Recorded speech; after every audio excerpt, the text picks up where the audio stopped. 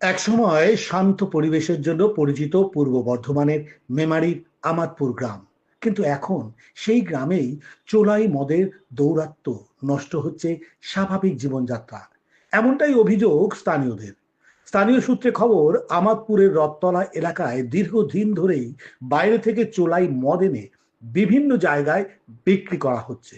এমনকি একটি স্কুলের অদূরেই গড়ে উঠেছে মদের ভাটি, যার প্রভাবে বিপদে যাচ্ছে ছাত্র থেকে যুব সমাজ। গ্রামের মহিলাদের দাবি, মদের নেশায় জড়িয়ে পড়ে বাড়ির পুরুষরা প্রায়শই অশান্তি সৃষ্টি করছে। বারবার প্রতিবাদ জানানো হলেও বন্ধ হয়নি এই বেআইনি ব্যবসা। প্রশাসনিক মৌখিকভাবে জানিয়েও কোনো সুরাহা মেলেনি অভিযোগ। আমরা এই কারণে এসেছি, এতগুলো লোক, এতগুলো মহিলা, যে কারণে এসেছি যে আমাদের আমাদপুর রথতলায় যে পরিমাণে মদের ভাটিটা তৈরি হয়েছে, আর যে পরিমাণে আমাদের বাড়ির বেটা ছেলে আছে, যে এইগুলো এত পরিমাণে খাচ্ছে যে বাড়িতে গিয়ে যে অশান্তিটা হচ্ছে, আমরা মাঝে মাঝে এই অশান্তি থেকে মুক্তি চাই।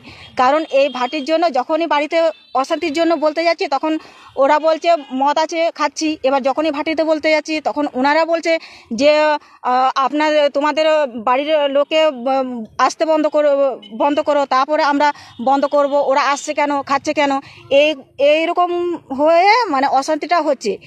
আবার সীতা চৌধুরী সারাদিনে 10 বার মদ নিয়ে যায় সাইকেলে করে বয়ে।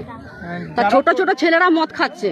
আমরা তো মেয়ে ছেলে পাড়ায় বাস করছি, যারা 8 পাস 8 পড়ছে তারাও মদ খাচ্ছে। মেন কথা যারা স্কুল স্টুডেন্ট তারাও স্কুলের পাশে মদের ভাটি, বাচ্চাদের স্কুলের পাশে মদের ভাটি দেয়নি। এখন কি চাইছেন আপনারা? মাঝে মাঝে পুলিশ আসে, মদ বন্ধ করে দিয়ে চলে যাচ্ছে, আবার যাকে তাই বলছে আমরা তোদের স্বামীদেরকে ডাকতে যাচ্ছি, তোরা নিজেরা বন্ধ কর। আমরা চাই, আমরা চাইছি এই কারণে এসি এখানে যাতে মদের ভাটিটা বন্ধ হোক। 5টা মদের ভাটি বন্ধ হোক, তার জায়গায় জামা কাপড় বিক্রি করুক, সবজি বিক্রি করুক, মুদিখানা দোকান আছে, চা বিস্কুট বিক্রি করছে, আবার ওদের কি চাই? অবশেষে বাধ্য হয়ে মহিলারা একজোট হয়ে মেমারি থানায় লিখিত অভিযোগ দায়ের করেন। এই আন্দোলনে গ্রামের বেশ কিছু পুরুষও তাদের পাশে দাঁড়িয়েছে। অনেক পরিবার নষ্ট হয়ে যাচ্ছে, অনেক সংসার ভেঙে যাচ্ছে, বাচ্চা ছেলেরা নষ্ট হচ্ছে।